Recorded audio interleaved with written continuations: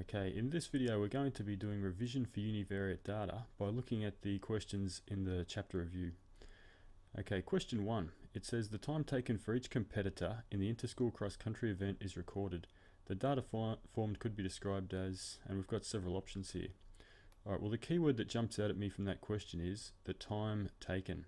Okay, in this question we're measuring, in this data collection we're measuring times. Now, times of course are numbers, so times are numerical data. Then the question is it discrete or continuous? Okay, so discrete data, if you recall, is when you've got certain numbers, numbers that can take on certain set values, for example 5, 6, 7, 8, and it can't go in between. But continuous data is when you can have any number in between the discrete values. So 3.69, 5.78, we can have fractions of numbers. Okay, time clearly falls into the category of continuous data because times don't have to be nice whole numbers or set values. They can be any value depending on how accurate our measurement is. Which means the answer is D, continuous data. Okay, in question 2, we've got to find out the country of every birth of every student is recorded on their enrollment form. The data formed could be described as, so the kind of data we're going to be getting in this question is going to be things like Australia, Italy, Greece, England. It's going to be countries. Okay, so obviously we're not dealing with numerical data here, we don't have numbers. It's either going to be nominal data or ordinal data. So we can cross out those three options. Now, ordinal data is data that has a built-in order, okay, where there's no other choice but to put the responses in a certain order. But that's not really the case with countries. Okay, some people might say, oh, they could go in alphabetical order. Well, sure they could, but you could also put them in another order from depending on the size of the country or the population. Okay, there's no inbuilt inherent order. So really they're nominal data because there's no built-in order. So the answer to this one is A. Okay, on to the next question. Okay, in questions 3 and 4, we're given some data here. We've got a table with these responses, and this tells us the frequency of those responses. In question 3, it says the data represented in the table could be referred to as, we've got to choose from these options. Okay, the thing to focus on are the responses here. Okay, don't get sidetracked by the frequency. Those are not scores. Those are telling you how many times these scores occurred or these pieces of data occurred. These are the pieces of data in the response. So clearly these are not numbers, so we can cross out numerical, discrete, and continuous. Is it nominal or is it ordinal? Well, with this data, there's clearly a built-in order to the responses. Often, sometimes, occasionally, rarely, never. They're going from increasing response down to a decreasing response. So there's a built-in order, so it's got to be B. In question 4, we've got to work out the relative frequency of the response rarely. So the relative frequency is going to be how many times does the response rarely occur compared to the total number of responses. Okay, there's 4 times that it occurs, and compared to the total number of responses, which if you add up all the frequencies is 20, it's 4 over 20. Now, a little trick is whether it should be B or C, because 20% is kind of the same thing as 4 over 20. But the answer is B because that's how you express relative frequency. You don't express it as a percentage. Okay, on to the next question. Okay, in question 5, we have to work out the distribution of the data shown by the histogram below could be described as, well, which one of those 5 options would you describe that data with? Okay, the way I'd look at it is to say clustered data. I know that's when the data is all squashed together in the middle. It's not that one. Spread data is when there's a kind of even spread across all the bars. We don't have that. Bimodal data is when there's 2 peaks in the data, something like that. We don't have that. So we're left with either positively skewed or negatively skewed data. The way I remember which one is which one applies to which graph, is to say it's the opposite of what I would think. Okay, I would think a negatively skewed graph would have the big bars down the negative end. That's what I would think negative would mean, because this is the negative end. But in fact, it's the opposite of what you would think. It's counterintuitive. That's actually a positively skewed graph, positively skewed data. Okay, and we're on to the next question. Okay, in this question, we've got to analyze an ogive. The first question asks us how many of the items had a weight of 20 kilograms or less. So in this ogive, the first thing I'm going to look for is to find 20 kilograms. Okay, and here it is on the weight axis, 20 kilograms. And really the only thing I can do with that is to connect it up to the data line, okay, with a straight line as I can do. And once we've connected it up to the data line, we've got to decide whether to go over to the percentage axis or to the cumulative frequency axis. Well, this question's not asking for a percentage, it's asking for how many items. Okay, it's looking for a number of scores. So I'm going to connect it over to the scores axis, the cumulative frequency axis. That's telling me how the scores are accumulating with weight. And I find that it hits that axis about 15. And lo and behold, one of the answers is 15. So how many of the items had a weight of 20 kilograms or less? It's going to be all the items this side of 20 kilograms, or in the case of the cumulative frequency, underneath that 15 mark. So there were 15 items. Okay, the next question, the 90th percentile of the data. Okay, straight away I'm being asked about the 90th percentile, so I'm going to find 90% on the percentage axis, and I'm going to connect that with the data line. Okay, hits the data line just here, and all I can do is to go down from that point and connect it up with the weights. And I find that it hits the weights line at about 35 or maybe 36. It's just above 35. So lo and behold, that's one of the answers in the multiple choice section. Now, what the significance of that is this. The significance of the 90th percentile is to say that 90% of the data is below that point. Okay, in other words, 90% of the scores were below 36 kilograms. So that's the significance of a percentile, and you'll often get asked to explain the significance of a percentile in that kind of way.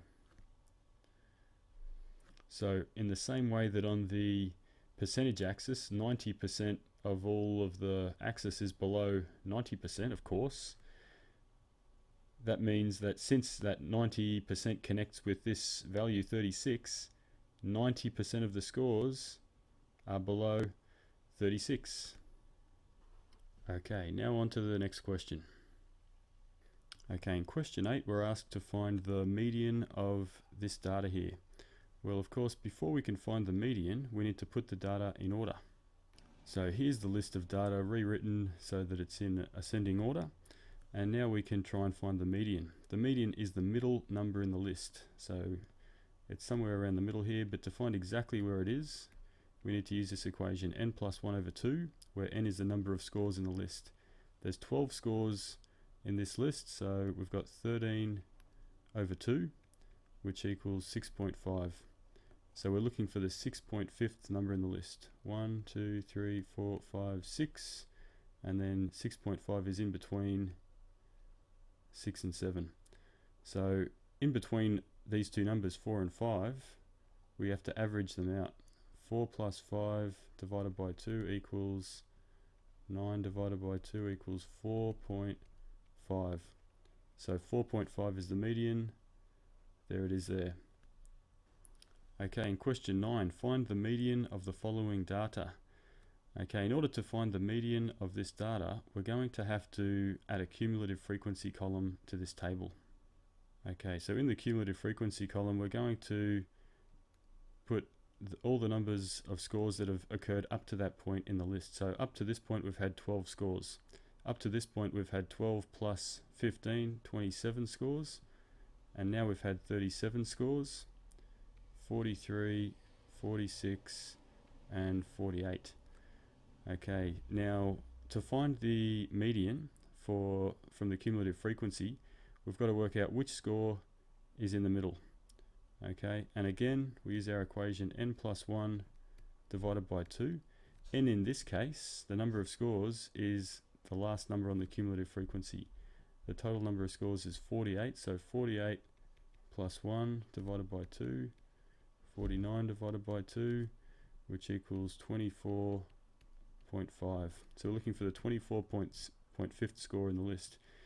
Now the question is, which group is the 24.5th score in?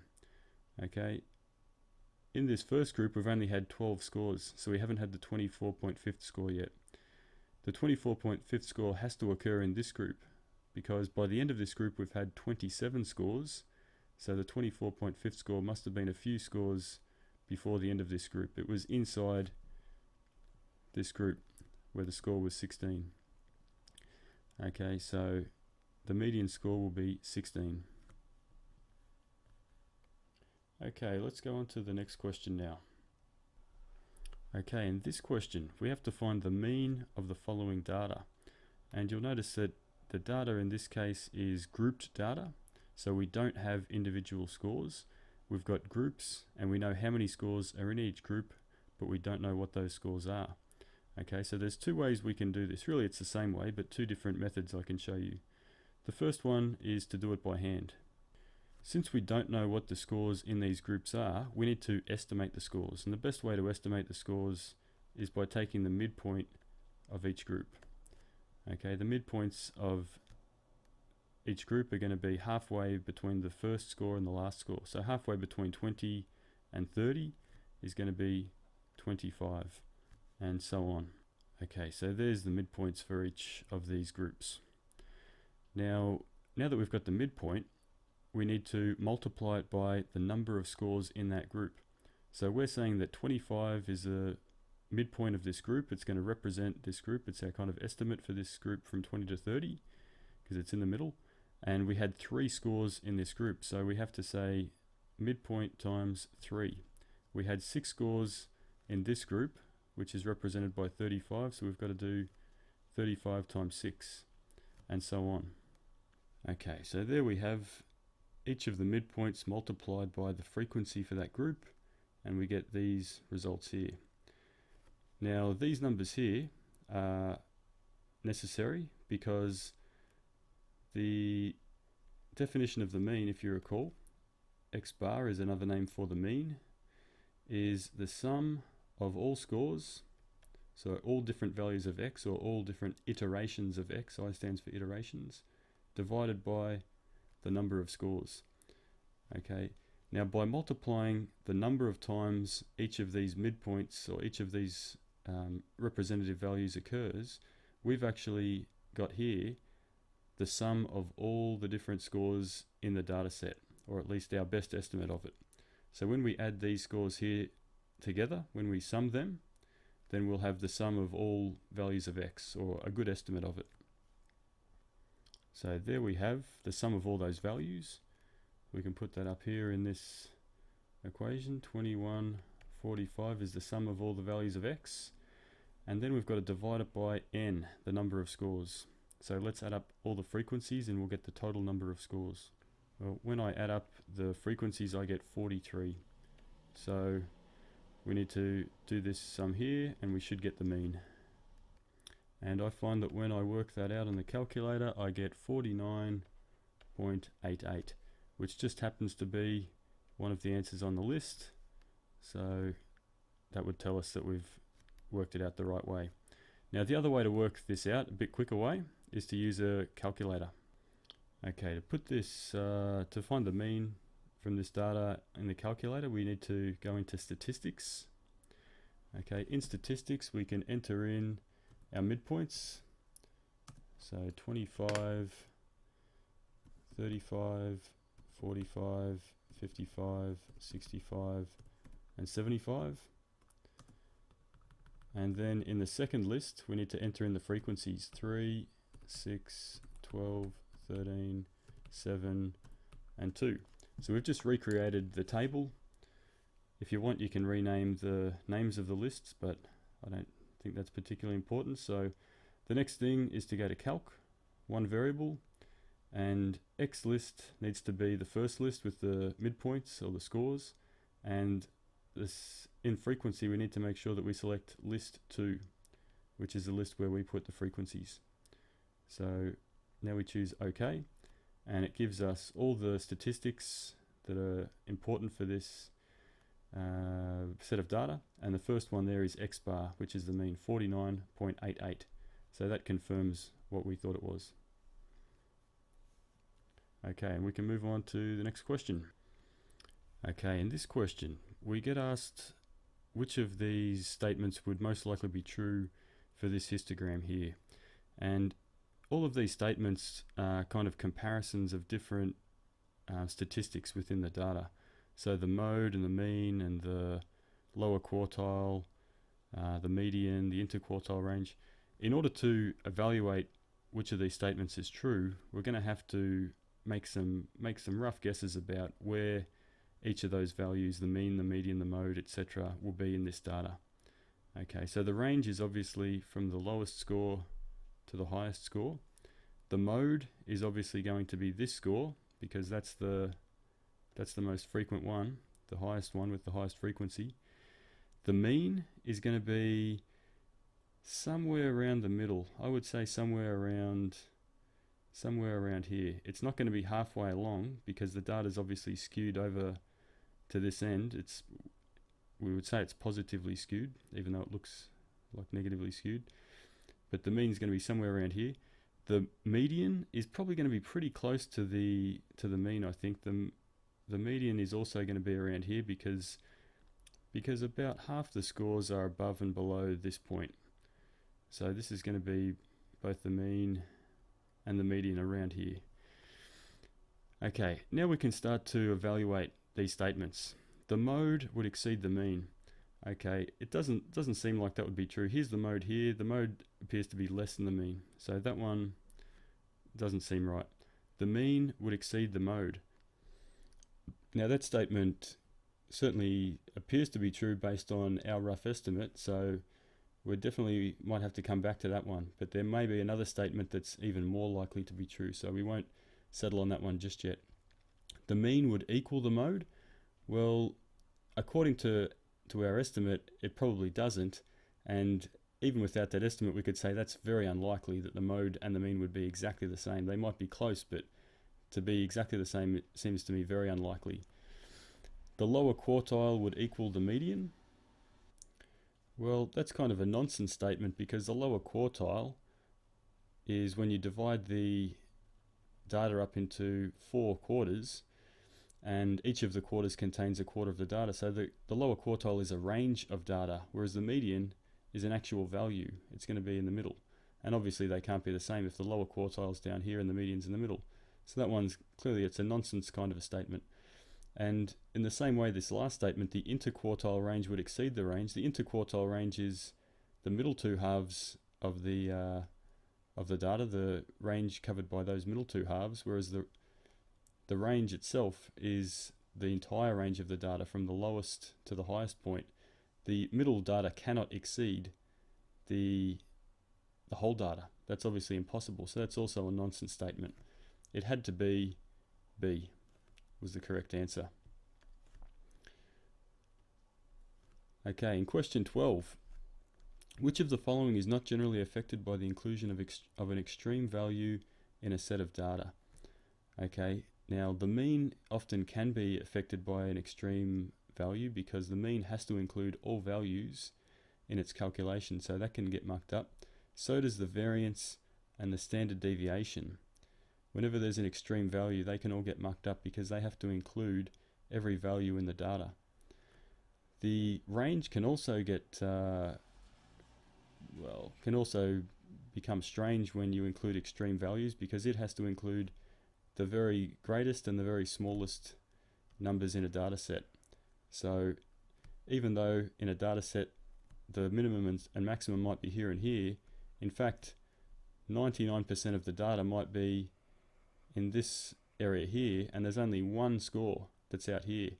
And so the range can misrepresent the data by making it look like it's spread over a huge area, when in fact it's really spread over just this area here, and this is just an extreme value. So that can also be affected by extreme data. The interquartile range, however, it avoids the extreme values because it only focuses on the middle 2 quarters of a set of data. If you think of a box plot, the interquartile range only focuses on these middle 2 halves of the data, and it ignores the tails on either end, so it ignores the extreme values. Okay, let's move on to the next question. Okay, in this question we have to find the interquartile range of the data. The interquartile range of the data is Q3 minus Q1. So we need to find Q3 and Q1, and Q3 is going to be at the 75% mark on the cumulative frequency axis, and Q1 will be at the 25% mark on the cumulative frequency axis. So if we connect each of those points up to the data line, and then connect the data line down to the weight axis on the bottom, and I probably made this line not very straight, I'll make a new line over here. Okay, let's find the 2 points. So this point connecting with 75%, that will be 25. So Q3 is 25, and Q1, which is 25%, that connects at about 12, I would say. So Q1 is approximately 12. Bearing in mind, both of these are an approximation, so they could be, maybe this was really 26 and this was really 13. We've got to, understand there could be a slight miscalculation there, but we should be close. So 25 minus 12 equals 13, and we find that E is 12. It's very close to our answer.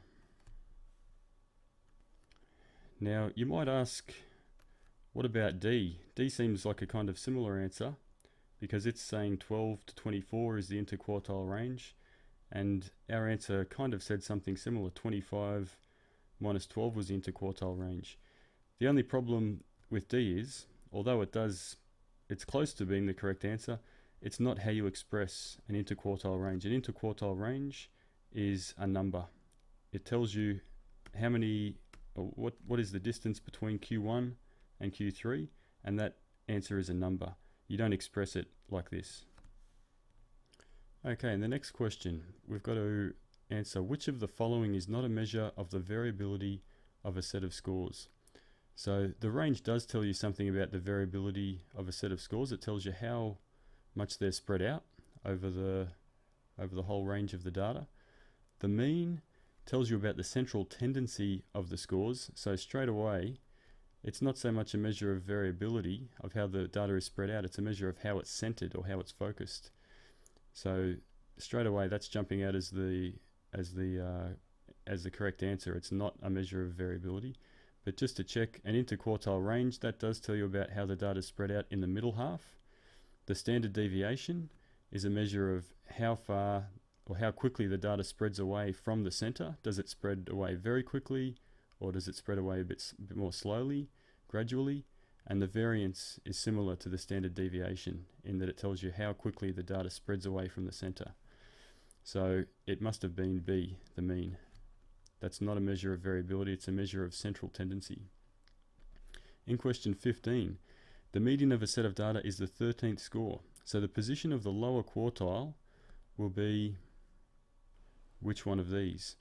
Okay, now if the median is the 13th score, that means there must be 12 scores above and 12 scores below the median. So in the lower quartile, we're trying to find the middle or the median of the lower quartile. So it's going to be in the middle of these 12 scores. So we can use our equation n plus 1 over 2 equals 12 plus 1 divided by 2, and that equals 6.5. The 6.5th score will be the median of these scores, and there it is there. That's answer C, the 6.5th score. Okay, and on to the next question. Okay, now in questions 16 and 17, it refers to a box plot, and we've got a box plot here. No, just kidding, that's not a box plot. Had you going for a minute there, didn't I? No, this is the box plot that we're looking at here. Okay, and in this box plot, we have to find the upper quartile of the data. The upper quartile of the data is actually Q3. So we're just trying to find out what is the value of Q3. And that value, it seems to me, is about 36. So if we look at our possible answers, yep, 36 is there. And even if we had have estimated it to be 37 or 35, then we still would have said, well, that's pretty close to 36. It's certainly not close to any of the other ones. It must be that. In 17, the interquartile range, that's going to be the gap from the start of the box, Q1, that's where the box starts at Q1, to the end of the box at Q3. So the box starts at about 24, it looks like, and it continues on up to 36. So the gap in between there is 12. You can also get it by doing 36 minus 24. The gap is 12, and we find that that is one of the answers there, B. So the upper quartile, or Q3, was 36, and the interquartile range was 12. Okay, and we're going to race on to the next question. Okay, in question 18, we have to find the interquartile range of the data, which is represented by this following stem and leaf plot. Okay, for the interquartile range, we need to do Q3 minus Q1. Okay, in order to find Q3 and Q1, we need to first split the data in half by finding the median. Okay, in order to find the median, we've got our old equation, n plus 1 over 2 will tell us the place of the median. And if you count up all the leaves, then you find that there's 20 leaves there, 20 scores. So 20 plus 1 divided by 2 is 21 divided by 2 is 10.5. So we're looking for the 10.5th score. It's going to be between 1, 2, 3, 4, 5, 6, 7, 8, 9, 10. It's going to be between the 10th and 11th scores. So it's in between, if we interpret this key, 1, 2, 5 and 1, 2, 9. 1, 2, 5 and 1, 2, 9. We have to, it's in between those two scores, so we have to average them out. So 1, 2, 5 plus 1, 2, 9 divided by 2 is 1, 2, 7. So that's the median. Okay, now that the data is split into two halves, the lower half and the upper half, we need to find the median of each half. The median of the lower half will be Q1, the median of the upper half will be Q3. Okay, in the lower half, there are 1, 2, 3, 4, 5, 6, 7, 8, 9, 10 scores. So if we use our old equation, n plus 1 over 2, n is 10 this time, there's 10 scores in the lower half, so 10 plus 1 divided by 2 is 5.5. So we're looking for the 5.5th score, 1, 2, 3, 4, 5.5. So Q1 is in between. It's in between 116 and 118. 116 and 118. So we have to average those two scores to get what's between them, and it's 117 equals Q1. Okay, then in the upper half, we've got to do the same thing again. It's going to be because there's 10 scores in the upper half as well, it's going to be the 5.5th score again. So 1, 2, 3, 4, 5, and then 0.5 is in between. So 137 and 138. We have to average those two scores to get Q3, and that's going to be 137.5 equals Q3.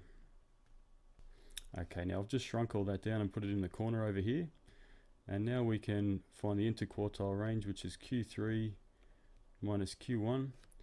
Q3 was 137.5 and Q1 was 117. So that works out to 20.5, and there's 20.5 amongst our answers. Okay, in question 19, find the median of the data represented by the following stem and leaf plot. Okay, to find the median, we have to have the data in order, and luckily this data has been placed very conveniently in order for us. So all we have to do to find the median is work out n plus 1 over 2 to find the place of the median in the data, and we have to know n. So I count 23 scores plus 1 divided by 2 equals 12. So we're looking for the 12th score in the list. 1, 2, 3, 4, 5, 6, 7, 8, 9, 10, 11, 12. So 7 and 5, which if we read from the key, if we've got a stem of 6 and a leaf of 2, it's 6.2, so this is actually 7.5.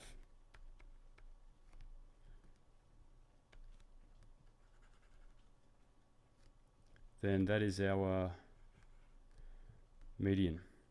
And in the list we can find 7.5 there, it's D. So D is the correct answer, 7.5. And hi ho, it's off to the next question we go. Okay, question 20 says, what cannot easily be determined from a box plot? Okay, in order to answer that question, let's draw a really quick rough sketch of a box plot. See what it looks like. So here's a box plot and here's a scale that it's been put up against. We haven't put any numbers on it, but we don't need those. Okay, which of these can you not get from a box plot? Well, the range we can get, the first one's the range, we can get that by looking at the minimum and the maximum and do the maximum minus the minimum. That gives us the range. The median is right in the middle of the box plot. It's the line through the vertical line through the middle of the box or inside the box. The upper quartile is Q3. The standard deviation, now that's something you can't get from a box plot, so that's going to be the correct answer. The interquartile range, of course, you can get from the two ends of the box. Q3 minus Q1 gives you the interquartile range. So it was the standard deviation. You can't get that from the box plot. Okay, that one was a bit too easy. Let's hope the next one's a bit harder. Okay, here's question 21. Which of the following box plots would best represent the data shown in the histogram? Okay, so in this histogram, we've got most of the scores down the lower end of the x-axis. So in our box plots, we should be looking for the same thing, to have most of the scores down that lower end. So immediately we can cross out B, because the data is centered in the middle in B, it's not skewed down one end. We can cross out C because the data is centered down the wrong end in C, and we can also cross out E because the data in E is clustered in the middle, which is not what we've got in the histogram. So the only question is it A or is it D?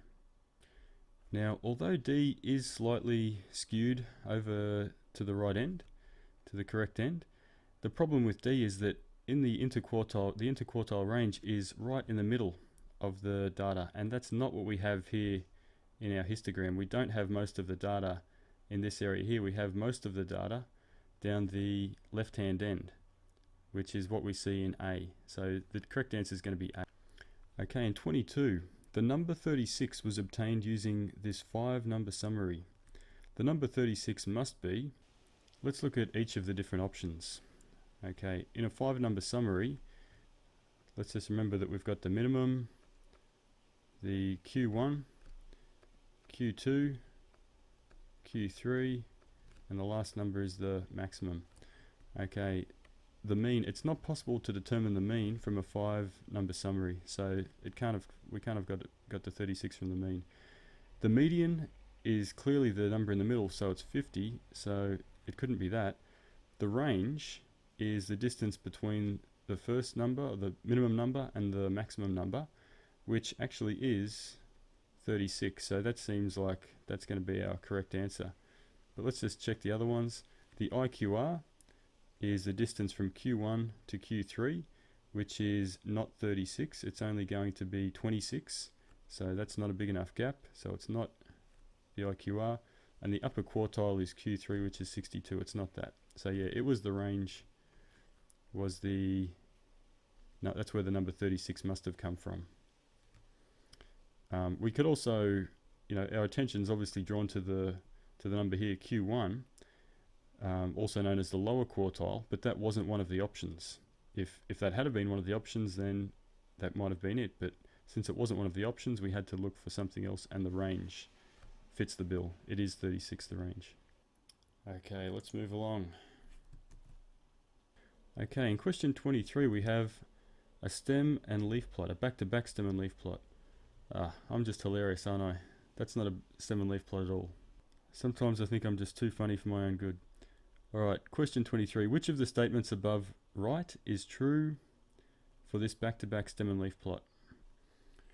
Now I think there's a slight mistake in the wording of the question here. When they say above right, they mean these statements down here. So these are the statements that we're looking at.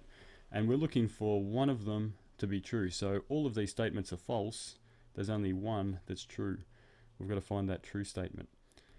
Okay, now in order to work out which of these statements is true, we're going to have to interpret this stem and leaf plot.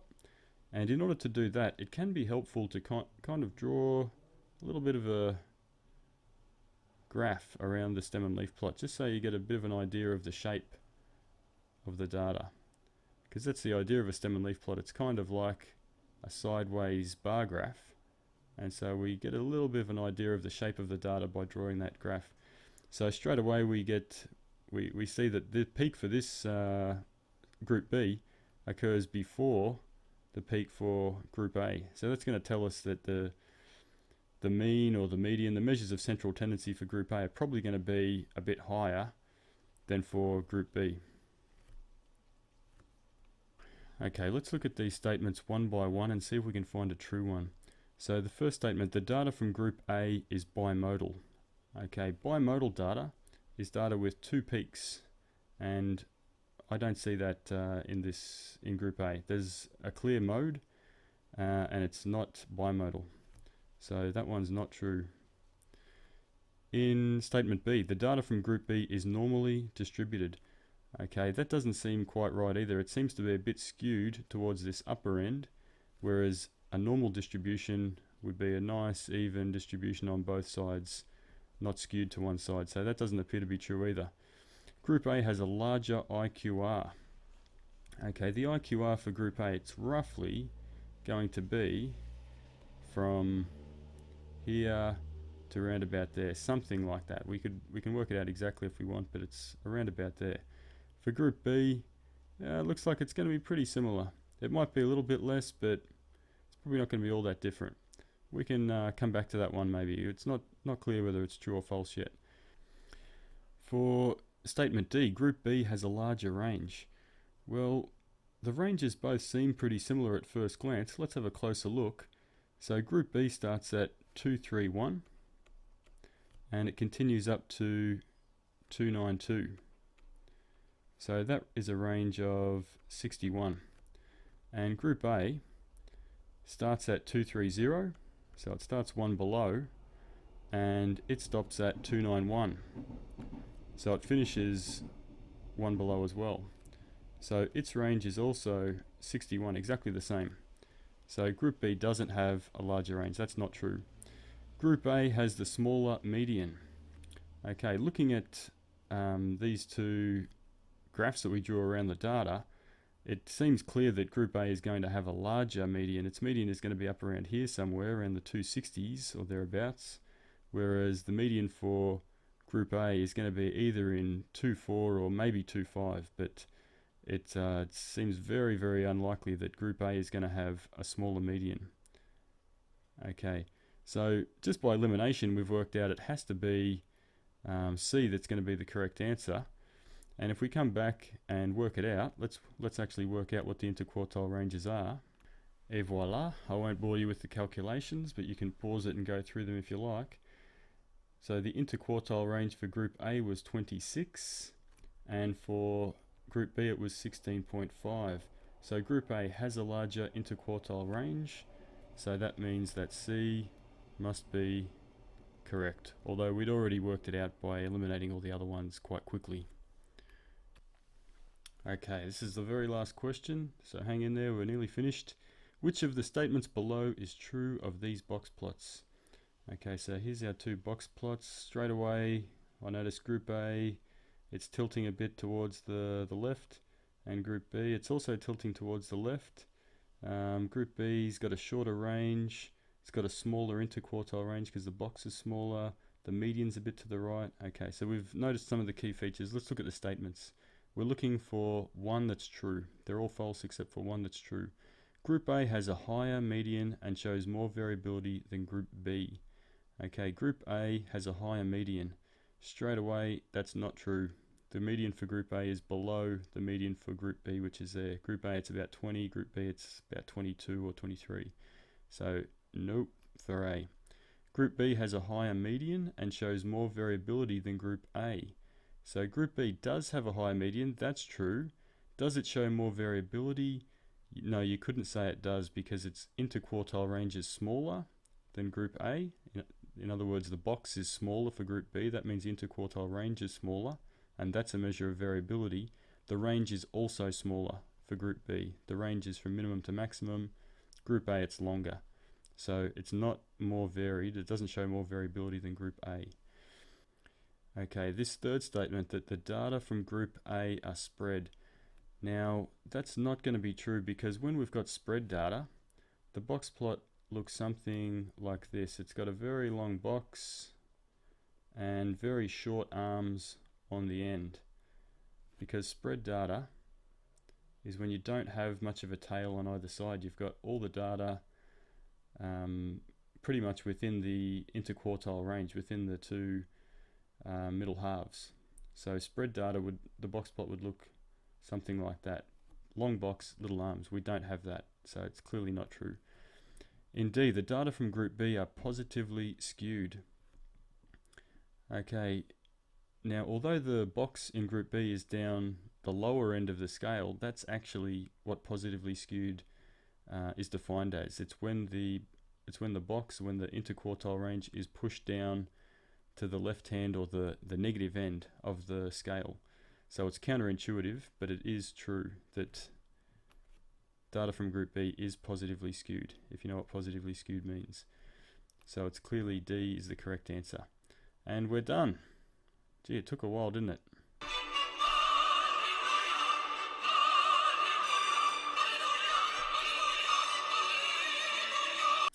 I hope you enjoyed this video. Thanks for watching.